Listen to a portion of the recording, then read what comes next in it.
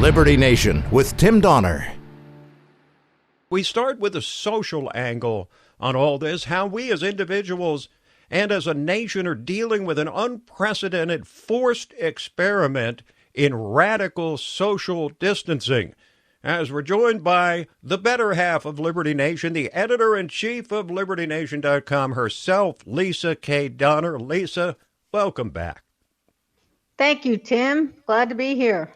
Well, I don't know where else I would be. We don't really have any choice. Fortunately, we've had a good marriage for 34 years, and our kids still like us, so we're in pretty good shape, the two of us. But I want to talk about the behavioral side of this. We lived through, you and I, through 9/11, and me especially through the JFK assassination. And one of the things that happened in both was a total loss of humor, of wit. Everyone was sullen, depressed, it seemed.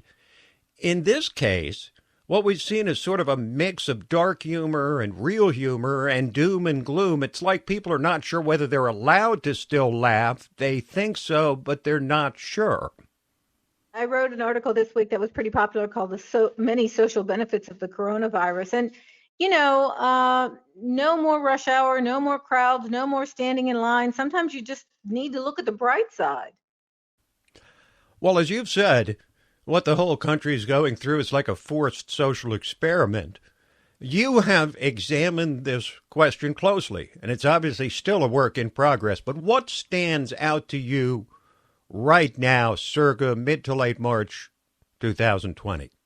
Well, we can whine and complain all we want, as I wrote for Liberty Nation, but, here we are. We need to make sense of it and try to capitalize on the type of person we are. If we're an introvert, maybe these are the best days of our lives. We don't have to go to Aunt Ethel's 90th birthday party because they'll bar us at the door.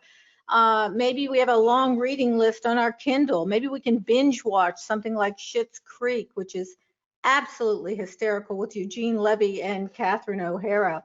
Maybe we need to find some hobbies. Maybe we're type A and we need to clean out the sock drawer. I actually had my kids this week do something they've never done, which is organize the refrigerator and the pantry, and they did a darn good job. Yeah, better than I did, but let's not talk about that part. To be both crude somewhat and truthful at the same time, Lise, Liberty Nation and online organizations like it, the most invulnerable to the virus, will get a louder voice now that people are forced to fill day after day on their calendars and they can't go out. They need to be with themselves or their immediate families more than they've ever been used to. It seems like people like us, online journalists, have a greater responsibility than ever to deliver accurate and timely information and reliable analysis.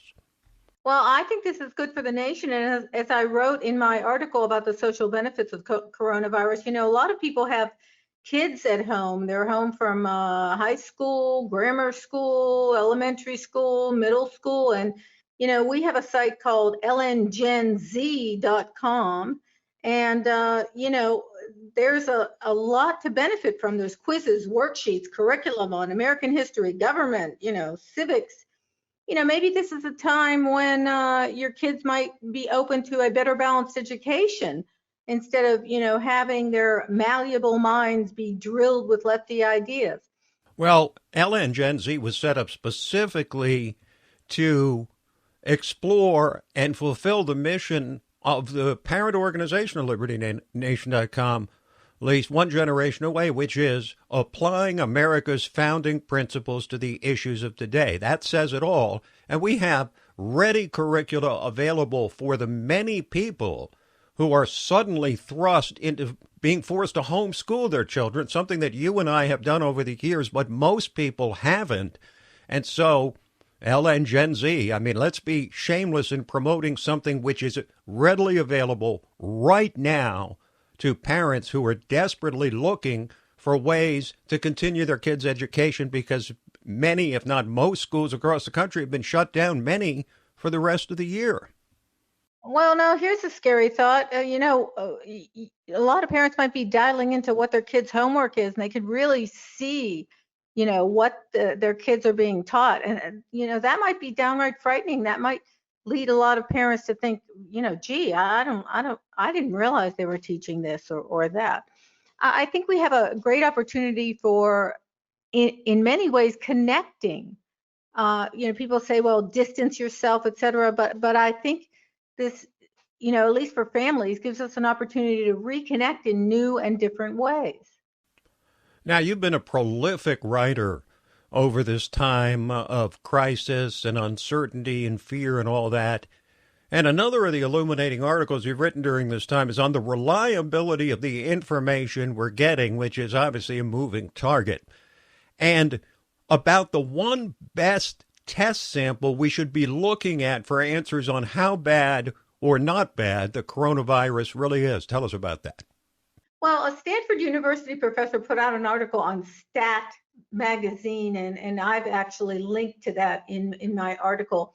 What he said is, we only have like one closed system to look at, and that's the Diamond Princess. And I think, that would be the cruise ship. Yes, exactly. I think what's happening is that all these experts are getting on TV every day and scaring the nation, I think, with unreliable information, and we just don't have enough yet.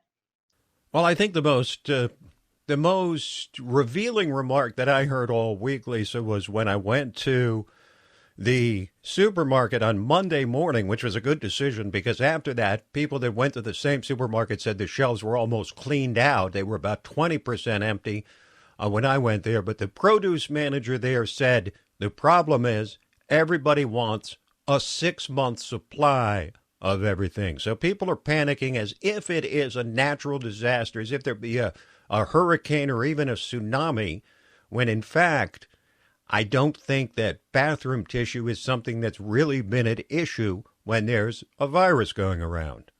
I mean, we don't have the capacity, I think, to really keep up with 6 months worth of anything unless you're going to be a prepper and dial into everything canned and frozen. And even frozen, you have to have enough freezer space. Look, you can whip yourself up into an entire frenzy, or you can, really try to make the best of the situation and not get involved in all the doom and gloom. And, I'm just a little worried about how the politicians are barking at each other when they should be really working together at a time like this. I think the American public would be much happier if they weren't barking at each other.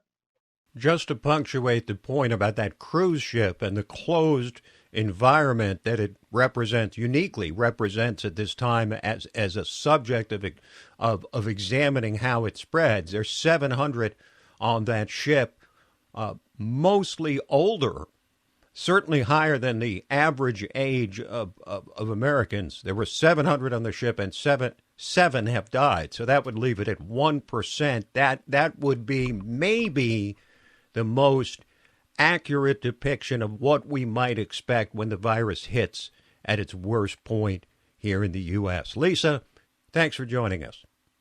Thank you, Tim. Stay safe.